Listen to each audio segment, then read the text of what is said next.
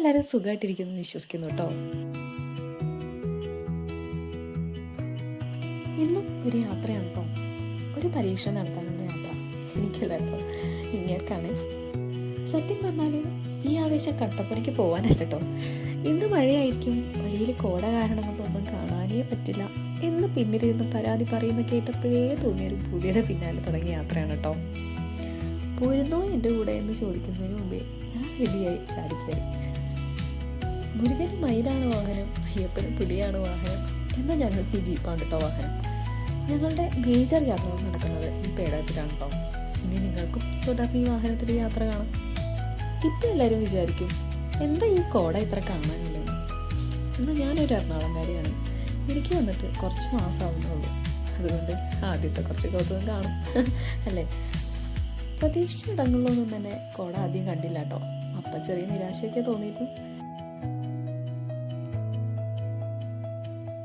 പിന്നീട് അങ്ങ് ചെന്നപ്പോൾ മുന്നിൽ എന്തുണ്ടെന്ന് കാണാൻ കഴിയാത്ത പോലെ കോട ഇറങ്ങിയിരുന്നു കേട്ടോ. ഇതിലെൻ്റെ കൗതുകം കൂടുന്നതുകൊണ്ട് കൈയൊക്കെ നീട്ടി ഞാൻ ആസ്വദിക്കുന്നുണ്ട്.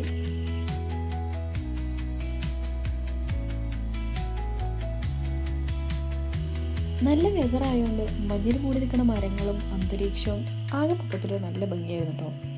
കൺട്രി വിട്ട് പുറത്തു പോകാതെ മഞ്ഞൊക്കെ ആസ്വദിക്കാൻ കിട്ടുന്ന ഓരോ അവസരം ഒരിക്കലും പാഴാക്കരുത്.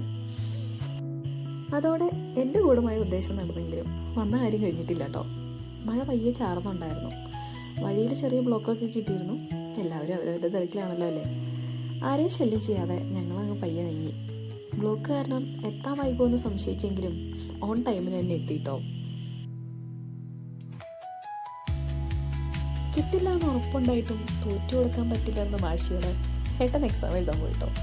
ഇനി 2 മണിക്കൂർ നമുക്ക് കുത്തിയിരിപ്പ് സമരമാണ്. ഞാൻ പിന്നെ ഒരു ബിസി പേഴ്സൺ ആയതുകൊണ്ട് ആ 2 മണിക്കൂർ വെറുതെ ഇരുന്ന് കളയാൻ വേണ്ടിയിട്ട് എനിക്ക് യാതൊരു ബുദ്ധിമുട്ടും ഉണ്ടായില്ല കേട്ടോ. പിന്നെ നമ്മൾ ഭക്ഷണമൊക്കെ കഴിച്ച് തിരിച്ചു പോരുക കേട്ടോ. തിരിച്ചു പോരുമ്പോൾ കാണുന്ന കുറച്ച് നല്ല വ്യൂ പോയിന്റുകളാണ് കേട്ടോ ഇത്. ഇതെൻ്റെ ഫേവറേറ്റ് ഗണപതി അമ്പലമാണ് കേട്ടോ. വിളിച്ച വിളിയേക്കുന്ന ആളാണ് കേട്ടോ അകത്തിരിക്കുന്നത്. ഈ വഴിയിൽ ചെറിയ വെള്ളച്ചാട്ടമൊക്കെ കണ്ട് ആസ്വദിച്ച് അതിലൊക്കെ ഇറങ്ങി. അപ്പോൾ തന്നെ നേരം വൈകി കേട്ടോ. ഇനി നേരെ വീട്ടിലേക്ക്. അപ്പോൾ ഗൈസ്, എൻ്റെ ഒരു ചെറിയ യാത്രാ വീഡിയോ നിങ്ങൾക്ക് എല്ലാവർക്കും ഇഷ്ടമായെന്ന് വിചാരിക്കുന്നു. ഇനി അടുത്ത വീഡിയോ ആയിട്ട് കാണുന്നതായിരിക്കും. ബൈ.